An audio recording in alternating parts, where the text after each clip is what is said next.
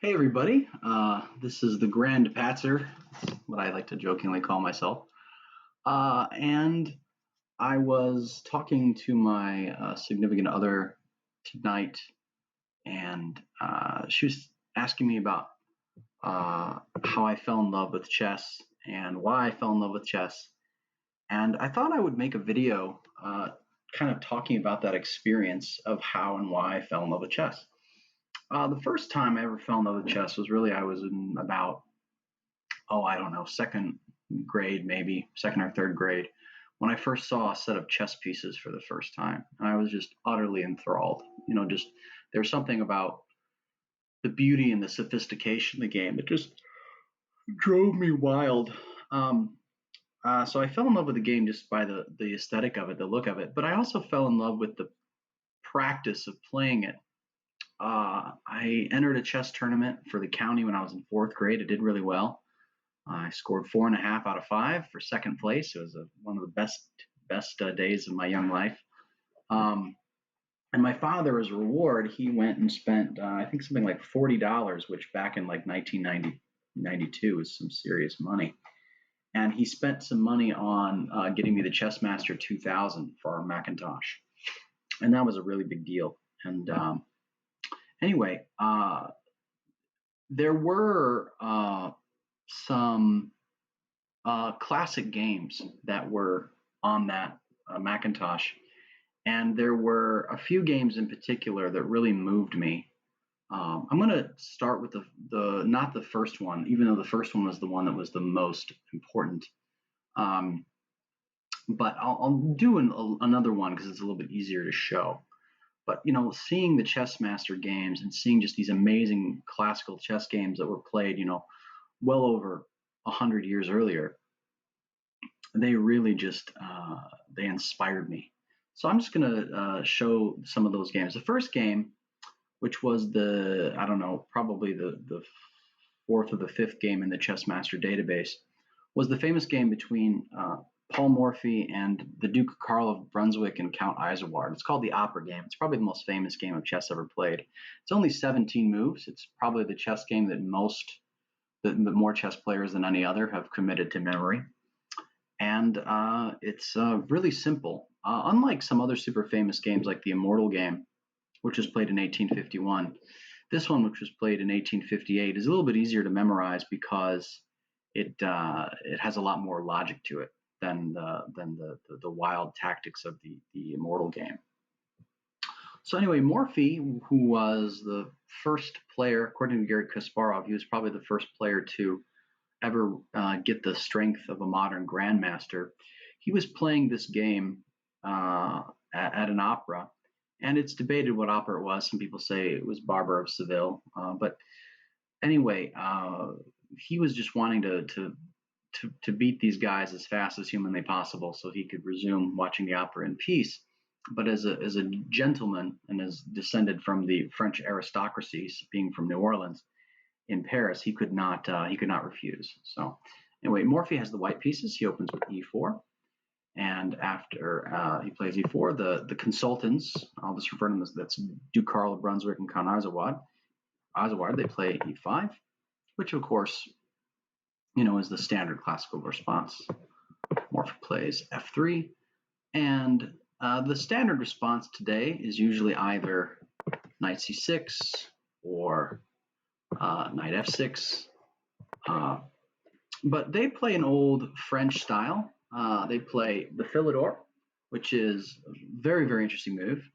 I play a similar variation of this defense, but not in this move order.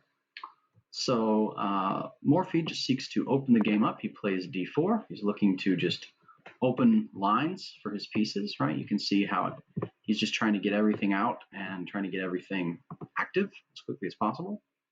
Probably the best move in this position is simply to take the pawn, but Duke Karl and Count Isouard play bishop g4, which now basically every schoolboy knows this is a mistake, but we'll see why in a second. Because after pawn takes pawn, black cannot play pawn takes pawn immediately, because if black plays pawn takes pawn immediately, white can exchange queens, and then that removes the pin on the knight, and then the knight is free to take the e-pawn, and white is not only up a pawn, but he has this threat, which black has to immediately answer, and he's also up a move. So I think the only move in this position is bishop to e6, and white is clearly better up a pawn and easier to develop, having not lost his ability to castle. So anyway, because of that, you can't take the pawn. So what you have to do is you have to, as the consultants did, they take the knight on f3, and then after queen takes bishop, pawn takes pawn. So why is this so bad? Why does every schoolboy now know this is bad? Well, if you'll notice, white, even though there's still even material, he has a piece developed. He has his queen developed on f3, and it's his move. That means that white has effectively gained a move on black. And so now he can develop yet another piece, and now he has two pieces developed to black's none. And he's also threatening mate on f7, because the bishop, of course, is on that square as well, as you can see. So Morphy's not seriously thinking he's going to get checkmate here, but it's just about making good, strong, developing moves that attack the center. Sure, this bishop attacks the weak point against the king, but it's also putting pressure on the d5 square, and just getting his pieces into the best active positions possible. So the consultants, they play knight f6, which is a good move. It develops the move, and it also blocks this path to f7. And then Morphy plays queen to b3, which is a fork. It is forking the b7 pawn and also a battery on the f7 pawn. So black is going to have to drop a pawn in this position. So the consultants play queen e7, which could very well be the strongest move in the position. And Morphy has a chance to win a pawn here, which when he was playing the French champion, Daniel Harwitz, this is actually what he did play. They played a game that began this way earlier that month. But Morphy doesn't play this because he knows what the response is queen to b4 check, which is a fork. The queen and the king are threatened, and even though the queen takes, right, bishop takes with check, and even though white is up a pawn and is better, without the queens, the game will probably go for a lot longer, and Morphy is trying to get rid of the good duke and the good count as quickly as possible. So he decides not to win a pawn here, even though he can. And instead, he just elects to keep developing. And so what does he do instead? He plays knight d5. And knight d5, again, it's more pressure against the d5 square in the center, and he's just preparing his assault.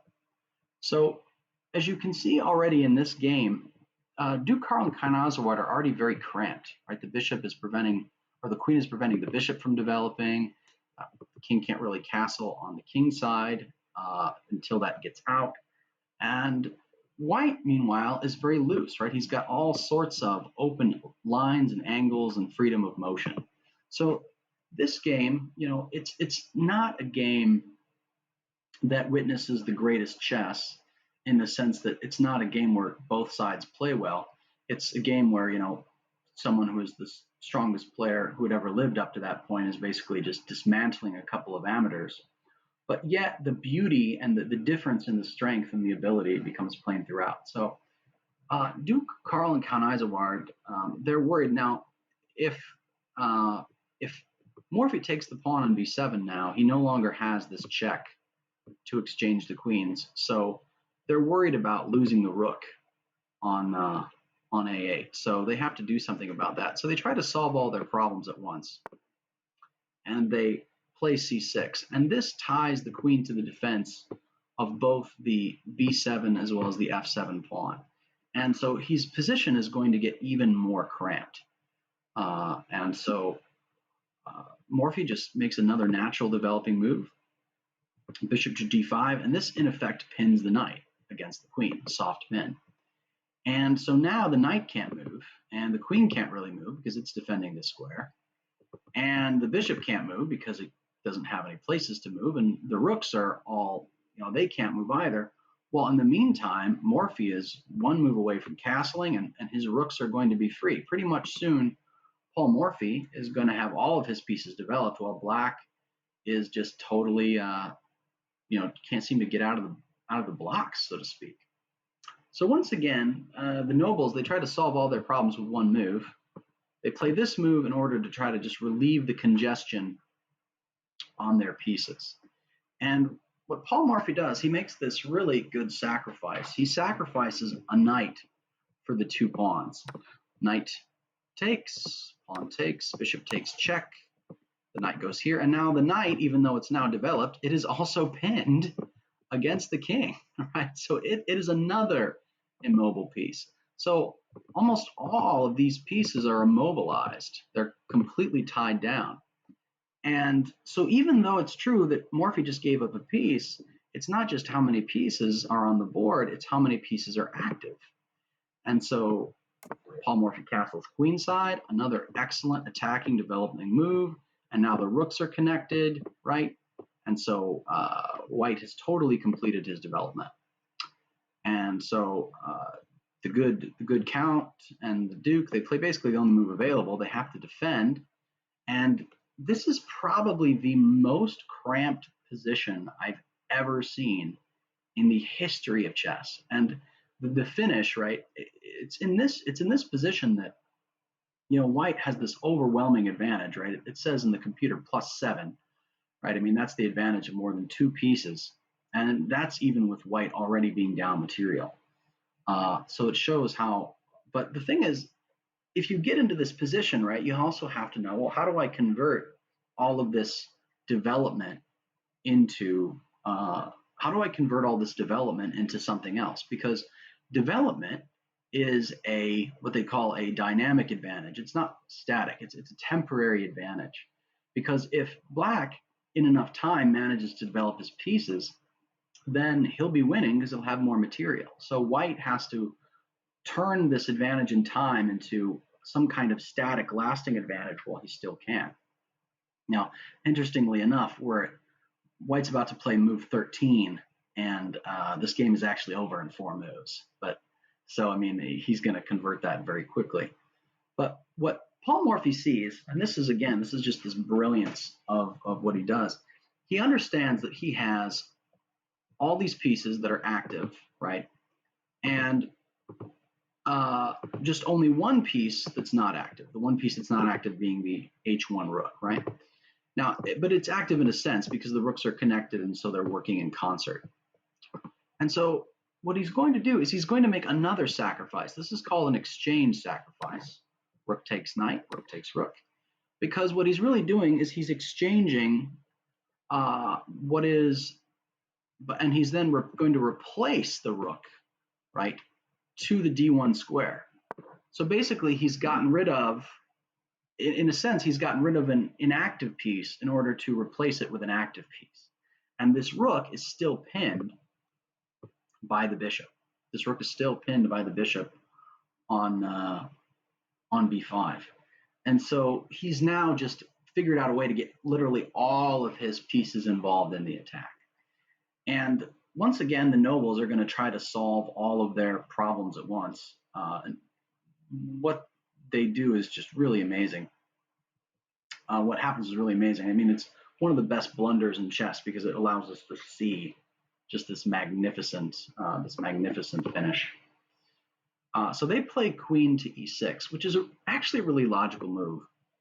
By moving the queen there, he's trying to get a queen trade, which, by the way, if the queens were traded here, so let's say White just plays queen trade, White's advantage, which was huge, is now largely diminished. It's not out, but I mean, it's a largely reduced advantage. Let's just say White plays a garbage move here. Let's say White just plays, I don't know, something like h3. At that point, White's advantage almost disappears because after you exchange queens and you can get this bishop active, right? There's some serious play now for Black. And by moving the queen here, right? What they're trying to do is he's trying to unpin this knight to free it up, and he's trying to free up his bishop, and he wants to get his king castle, right, so that his other pieces can join the fight. So even though this move leads to his utter demise, it's not. It's actually not the. It's actually not an illogical move. It has a lot of purpose to it. But this is where Paul Morphy just responds with just incredible precision and just utter beauty. So he plays bishop takes, rook check. Now, what a move that can save the game, and when I say save the game, I mean at least keep it from being a rout. He can take with queen, and then after taking with queen, right, there's the option to then take and then probably take with knight. And at this point, then it is a queen, right, because the bishops cancel each other out. So then it's a queen versus a knight and rook, but white also has this huge pawn advantage over on the king side. And so white will, especially with the difference in ability, white wins this game easily. But the thing is that they don't want to give up their queen, right? And so because now they think the knight is unpinned, right? The knight is no longer worried about losing the queen that way. It takes with knight, but in doing so, it sets up one of the most beautiful mate and twos in the history of chess. Queen b8. Here's the check. The king cannot move forward because of the bishop on g5. And so the only legal move is knight takes queen. Rook to d8, checkmate. So even though materially right now, black is up a full queen and a knight, it doesn't matter because of the way that Morphy just breaks down the center and uses the mobility to his advantage. It's truly, truly an amazing game. This is called the Opera game, and it's just one of the most instructive chess games ever in terms of mobility and how to activate and use your pieces together with synergy. It's really an amazing set of games. Oops, I shouldn't have seen that. That was the end of the next game I wanted to show you. So the next game I want to show you is actually a game in which black wins, and it's the game between Alexander McDonald versus Louis Charles de la Bourdonnais from 1834.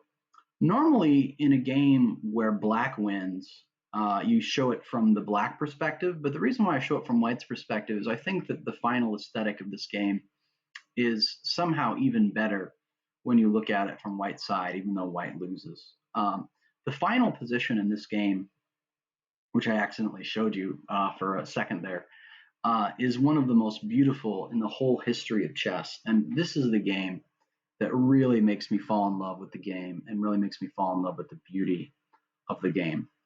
Le Bourdonnais was the strongest French player of his day, and Alexander McDonald was the strongest player. He was an Irishman. He was the strongest player in the British Empire at the time. So they played a series of matches which could be akin to like a world championship. And anyway, the game is just really just something just utterly amazing.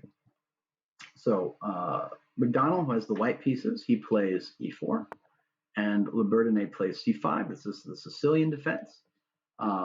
In this, right, looking to pressure the d4 square.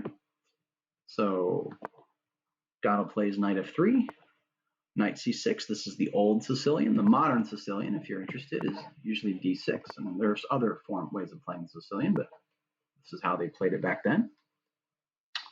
And then d4, c takes d4, knight takes d4, d5. This is called the Sveshnikov, and a couple of things. This is a very strong opening if you know how to use it. But the thing is, and the popular move here is knight to b5. The great thing that white has going for it in this opening is because the e pawn is now on e5 and the c pawn has been exchanged for white's d pawn, there is now a weakness on the d5 square. And this is one of the things that white wants to use in his advantage in this opening system. So the move that McDonald makes is knight takes c6, and this is not a good exchange because what it does is not only does it allow Libertine to take toward the center, but it fixes the weakness he has on d5. So that's not a particularly strong move. But again, I mean, opening theory wasn't that advanced back then, and a lot of it was just, develop your pieces somewhere and then do tactics. So bishop c4, knight f6. So of course, attacking the pawn and just pressuring toward the center makes sense. And so because he's kind of concerned about this pawn and concerned about what might be going on with this pawn, McDonald pins the knight against the queen early on, so that makes sense. Libertine undoes the pin, pressuring the pawn again. Queen e2, right, develops a move and also develops the queen off the initial square and also, defends the pawn. And then d5. What a great move. What a great move. And, so what Libertine plays is bishop f6, but the thing is, it's no better. This is no better because this pawn center is just so strong this pawn center is very, very strong for black. And if you're interested as to why, after bishop d7, right? The thing is, even if you play if bishop d7, right? Because he can play knight takes d7, right? This pawn is still defended. And so black, if you do play this, he has such a strong pawn center. You see how the pawns just dominate these squares, and it's really ugly. So that's why you don't want to just take it. So we see this rolling pawns, and it's just so he decides to exchange, and then he pulls it back, and then you see that already Libertine is stronger in the center, and these center pawns are going to be kind of the tail of the whole game. That's really how it's going to go. So castles makes sense, right? Just gets his king out of safety, gets ready to rook to come and to support the center. White castles as well. A5. Another really good move because the bishop has nowhere to go because the c4 square is attacked by this pawn, and the rook defends this pawn. So if white were to do nothing, right? So if he were just make a nonsense move, say like h1, then black wins a piece with a4. So that's really bad. So he has to do something about it. And so after he plays a5, he plays e takes d5. That's to give himself space on c4 if necessary, right? C takes d5, which again takes the square away again, right? But then rook to d1. Rook to d1 pressures this pawn and pressures this pawn. So if black tries it right, a5, bishop takes, and white is the center is destroyed. And with the new development, I would say that white is probably winning. But of course, Libertine is not going to make such a silly mistake. And so now that white has this two-piece pressure against this d5 pawn, what does he do? Simply gets out of the way. Now he's got this pawn. It's now protected by this pawn here. And Libertine's position is just really, really strong. So here, McDonald decides to play c4. Now, by the way, in chess, this is now a legal move, en passant. You would not do that in this position because that would lose immediately. But just to show you, this is one of those positions where en passant is a possibility. And so he's trying to just get himself some space for his bishop, perhaps. And he now gives himself a pass pawn of his own, right? A pawn that can possibly promote. But black's pass pawn is better, much better than white's. Number one, it's significantly closer. It's significantly closer to queening, right? It's got the 3 square distance, while this has got the 4 square distance. But there's something even more important in that it's a protected pass pawn, right? This pawn is protecting it. And so this protected pass pawn is going to be the difference in the game.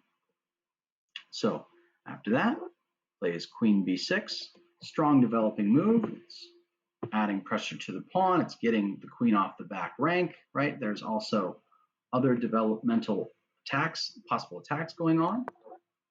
Bishop to c2. So this move now is threatening a check. That's not good now, but it's always good to be aware of the various tactical complications that are available. Right? Bishop to b7. Fianchetto's the bishop on the main light square diagonal. Excellent piece placement going on. And then knight to d2, where it can go to a lot of different places now on the board, just trying to get toward the center. And so finally, right, finally these two players, after it took them about 15 moves, they're now, we can say they've finished developing, so to speak, although the knight could have a better square. But when you look at all the pieces and you ask who's better, right, this is a good time to see who's better just by looking at the various positions of the pieces. Number one, black has the advantage of two bishops, which is generally better than a bishop and a knight. His rooks, not only are they connected, but they also have really good mobility and scope. His pawns, right? Now, black's king's bishop is a little bit cramped in, but it's doing its job. It's defending the end of the chain. And he also has a beautiful bishop on the main light square diagonal.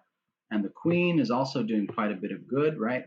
There's this pawn, and it's also defending this pawn. By the way, this move is not advisable because after this, right, you have, I mean, it's true it's threatening this, but once the queen goes here, it's now threatening checkmate on h7, which you now have to defend against, and which you can, right? You can play e4, but just play knight takes e4. And then you'd have to give up your much better piece, right? And so then g6, and I'd say white is better. I don't know if white's winning here, but I think white is better. Plus, I mean, for what, right? You gave up all your pressure just for that pawn, but you can't even get it back. So if you don't do this, let's say you play this move, this g6 move, that's even worse, because then after rook to b1, well, it's true that you can still play e4 and try to change the dynamic, but the queen can't move off, right? Because if queen takes, then you have this horrible move, the skewer on the bishop, right? So this is why he doesn't take the hanging pawn. So what does he do, right? What does black decide to do?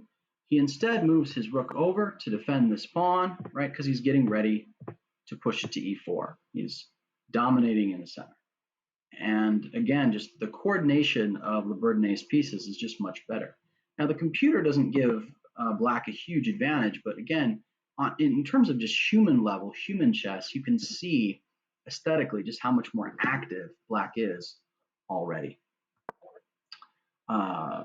Macdonald plays knight to e4, which I think is a great move, centralizing the knight, pressuring against the bishop, just a fabulous move.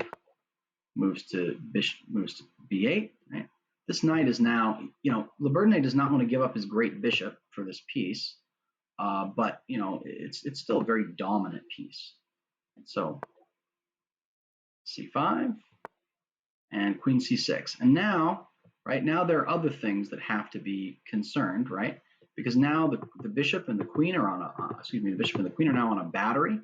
So, for example, this knight is now pinned indirectly, because let's say if white makes a silly move like knight d2, then it's checkmate in one, right? So so be careful about that.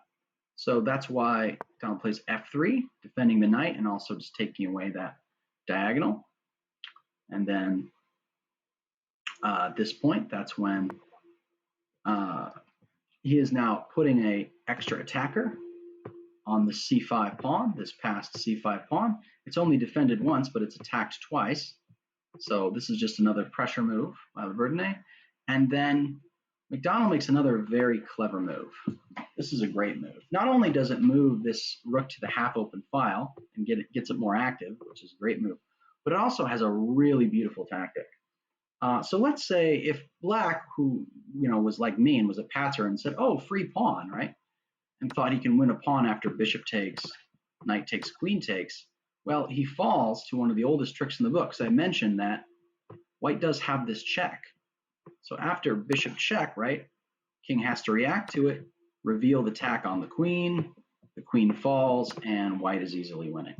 So now, Labordine doesn't do that, but I'm just saying, like, this is why, again, the strength of this move, indirectly defending this pawn, and also getting a rook to a much more aggressive position on the board. It's a very, very good move.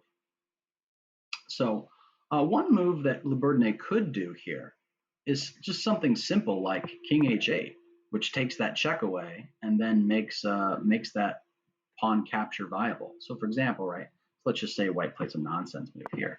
Because White no longer has this check, right, you could take this pawn. Now you wouldn't want to because that's a terrible move, right? Because right after bishop d3, this is now double attacked and it's pinned, right? So it's terrible. But it's just one of those things. What does Labordine actually play though, right? He plays one of the most brilliant moves in chess, and he's aware that it's actually a sacrifice. But this is just this utterly gorgeous, beautiful, brilliant move. He plays f5. And what he's doing is he's creating this three-pawn phalanx. And when he does that, he's aware that he is opening up this diagonal to checks, right? Queen can check on c4. And he knows that he's actually making a sacrifice here. What kind of a sacrifice is he making? Well, let me show you. So queen to c4, and then plays king h8, only move really. And now White has a beautiful skewer. Bishop to a4, the bishop is defended by the queen, and the bishop is attacking both the queen and the rook. So you can't save them both. And Labordine, he knows this when he plays f5. When he plays f5, he knows he's opening himself up to this exchange, this sacrifice. But he believes that it is worth it. He believes that it is worth the exchange sacrifice.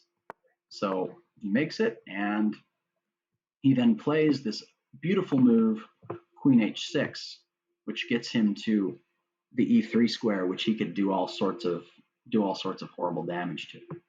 So McDonald accepts the material sacrifice, but what Black doesn't do is he doesn't take the bishop back right away. If he did that, then White is winning. White is winning after either queen f7, which puts just terrible pressure on his pieces, or after rook takes bishop, knight d6 is also just awful. It's an awful move.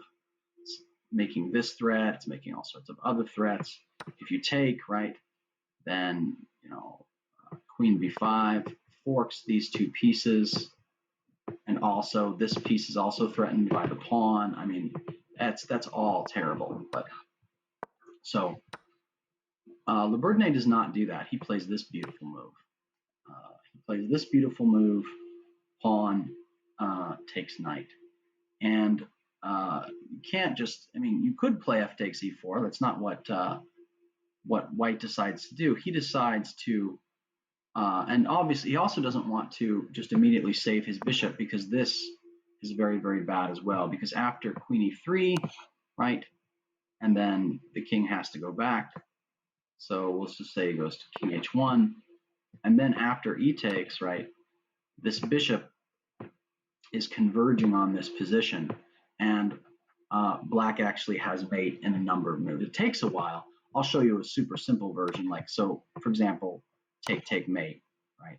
So, and it's not going to be that simple, but it is true that the position from here is not defensible. So he can't just save his bishop out of the gate. But McDonald, who again, extraordinary tactical player, strongest British in the national time, plays c6, right? Threatening this bishop and trying to limit all of that tactical threat towards his own king. Beautiful move. And how does Laberdne respond? He takes. And he allows this to be taken because he knows if he does take it, so let's say he just takes it, then he'll win as well, right? So, we'll just say the check, and then he goes back, right? Takes g2 check, right? This move is forced.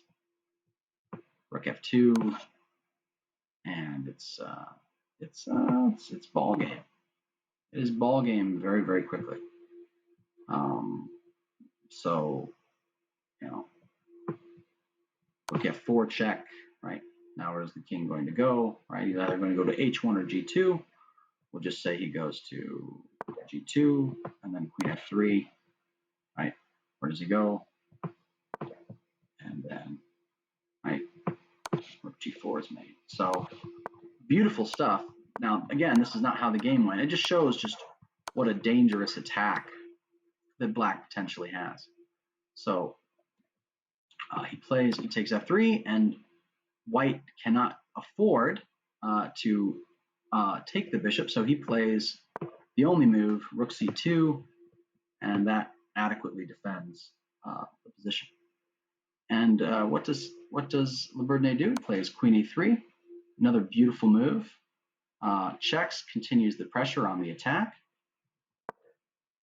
King goes back, and there was actually a move that modern masters think can save the game for white. After rook f2, a lot of analysis has shown that white can actually hold this position. But this attack is so lethal, you can't blame a human being for not being able to find all the accurate stuff. So after king h1, this attack is now basically going to be irresistible.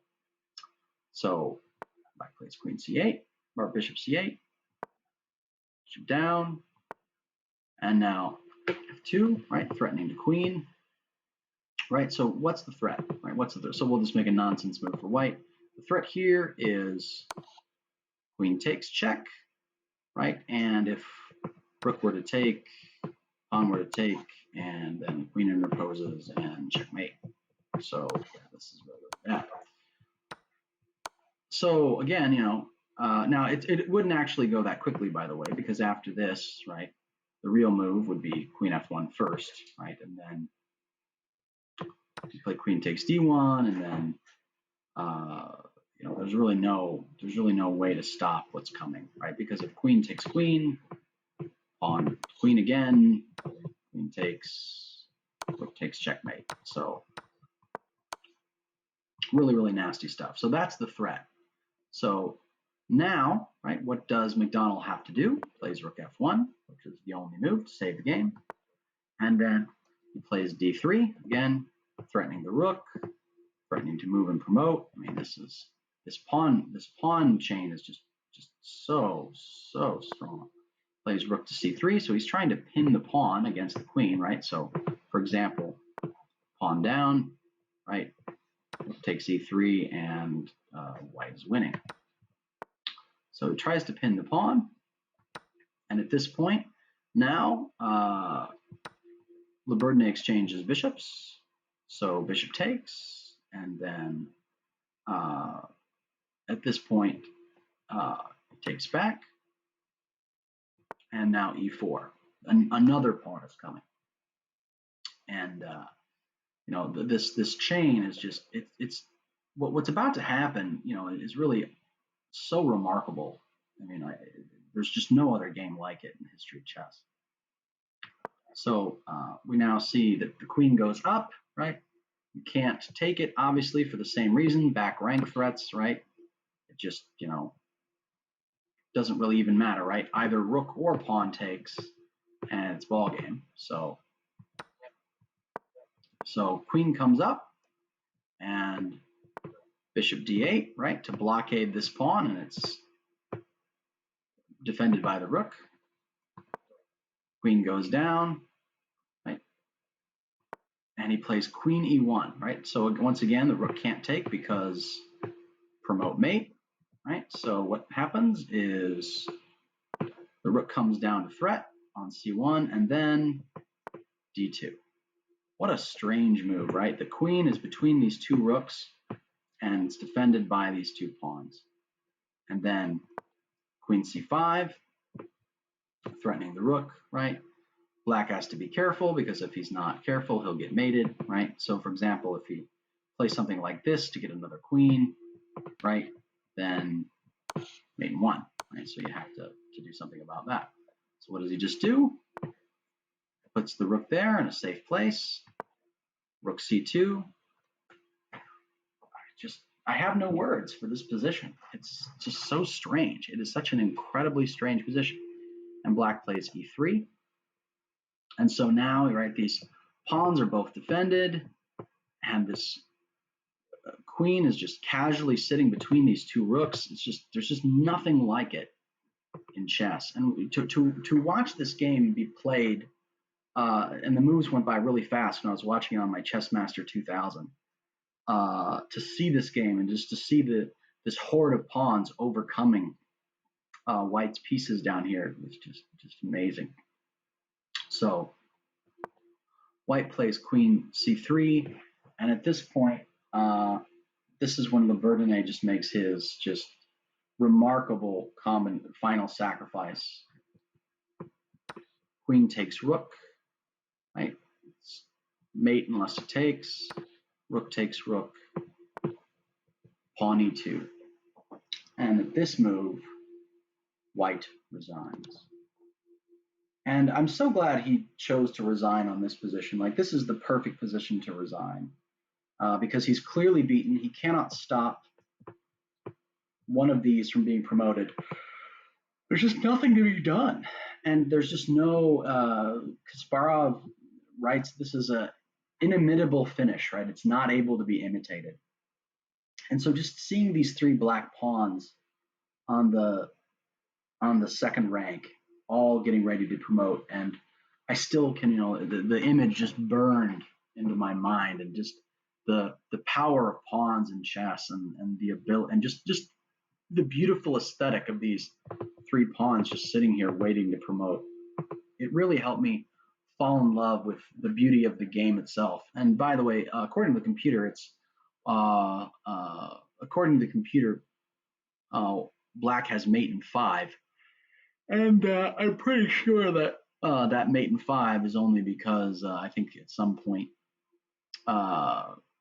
black has to throw away some of his pieces just for checks to draw the game out more. So let's just look at a couple of combinations, right? The game is beautiful with White resigning here, but so let's just look at something simple, right? So the king has to get off the back rank. So one of the easiest ways to try to stop the closer mate is simply to just give yourself room, right? So takes queen check. He's going to come up, and then what are you going to do? Well, one close way to mate. I mean, someone like me would probably just promote another queen real quick, which makes sense. But there are other ways, right? Bishop h4, which can be followed by threat of a check here. So for example, right, bishop h4, say he just queens, this is a random move, check, right? No, excuse me, that's not what you do. And then just queen g1, because the square is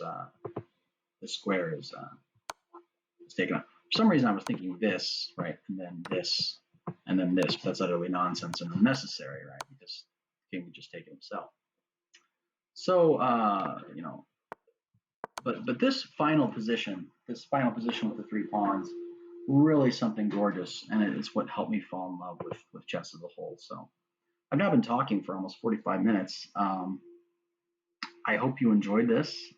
For those who watch it, and it's just really extraordinary. And I hope that you can see this and you can just see the beauty of what this game is and how it works. So anyway, that's Macdonald Le Bourdonnais, 1834.